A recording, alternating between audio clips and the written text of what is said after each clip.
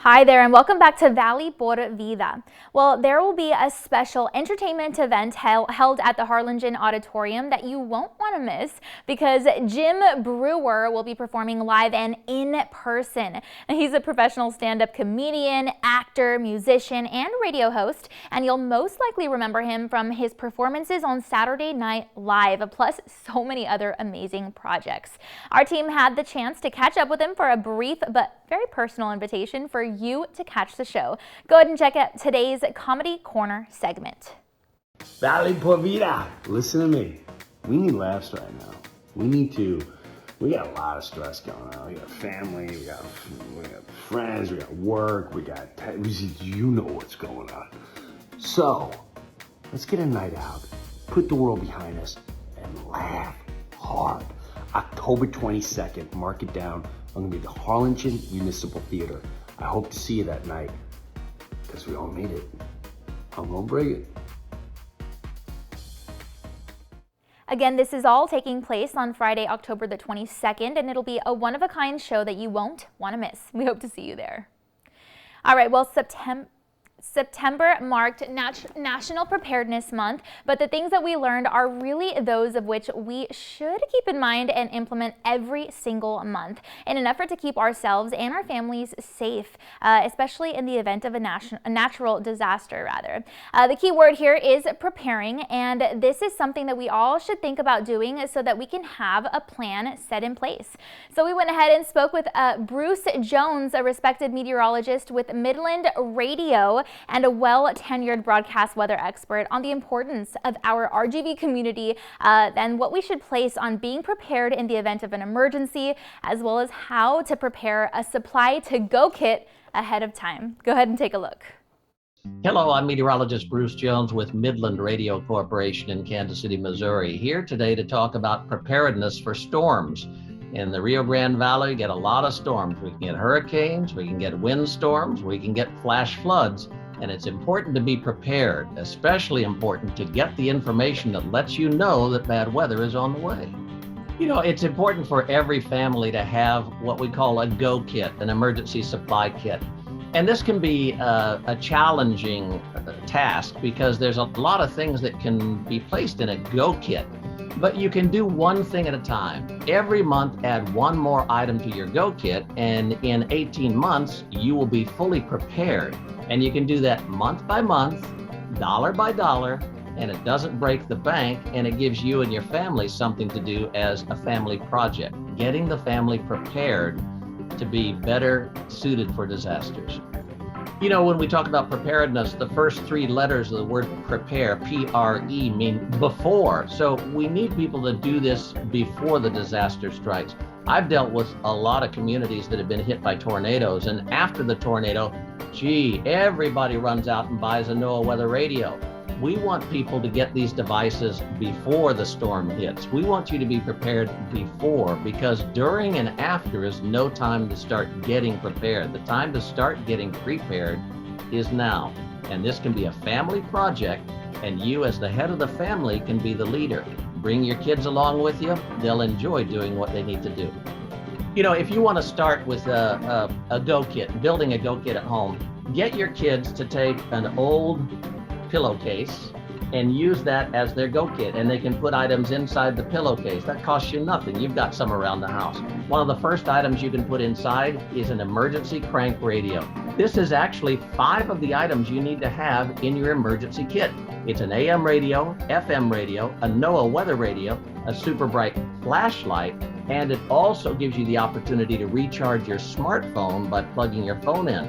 Remember, we're all addicted to these smartphones now. And if that smartphone goes down, if the cell towers aren't working, if you drop your phone in the water, if the battery goes out on your phone, you're lost. So make sure you have a device that allows you to recharge your smartphone or listen to the radio and get the latest information. In the aftermath of a disaster, that could make it much easier for you and your family to get by.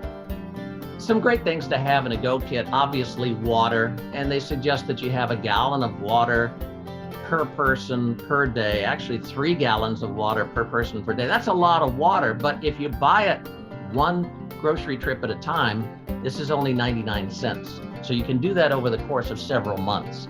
Other things that you can put in a Go Kit include foods that will last a long time. Foods like these protein bars, or maybe some nuts that are stored in a can. And speaking of cans, make sure you have a can opener. That's another thing that you can put in your Go Kit. And canned meats like fish or salmon or chicken. Those are good to go, especially if they have one of these easy open tops on them. So there are several things that you can put in a Go Kit. First aid supplies, baby wipes if you have babies, baby food.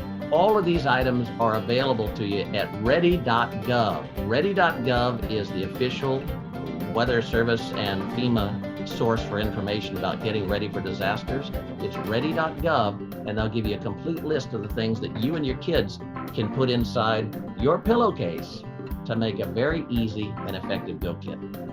You know, we have over 1 million people that live in the RGV, and about 250,000 live in Colonias. And these communities are very vulnerable to severe weather, especially straight line winds. About 5 years ago in Donna, Texas, we had that straight line windstorm that almost killed some people. Well, the National Weather Service has established a new program called Shelters of Faith. They're relying on churches to be the shelter areas for the Colonias. So it's important to make sure that every church has a NOAA weather radio in it so they can get that information. It's also important that homes have a NOAA weather radio so that they can get the alert that a severe storm is on the way and get to their local shelter of faith, their local church. We're relying on the churches of the RGV to really help people be prepared for disaster. And this is a great thing, but we've got to get the word out first. You need to have more than one way to get your warnings. Have your cell phone and have a weather radio. Bruce is also a member of the National Weather Association and the American Meteorological Society, and he's excited for you to work on a supply to go kit for you and your family. Remember, he says these are some good items to start off with when beginning to gather materials, including what you see on your screen. And of course, you can feel free to visit ready.gov for more information on preparedness tips and tricks for you and your family. All right, well, now we're visiting with our good friend Olivia Starling of Starlit Galleria, and she's joining us for tips on social selling when it comes to your business. So go ahead and take a look. I can't share with you my 3 amazing tips for social selling, and some of them you might not even realize are tips. The first one I want to talk to you about is just to find where your customer lives. So think about the person that you're trying to sell to. And try to think, what would she be doing on a regular basis? Is she on Pinterest pinning recipes, or is she on TikTok scrolling videos? Find out where your customer would hang out on social media and meet them there. All right, this piece of advice you probably wouldn't get from any other business coach, but I'm going to tell you, stick to your comfort zone. Do you like Instagram more, or are you always on Facebook? It's likely that your customers also like the same social media platform as you.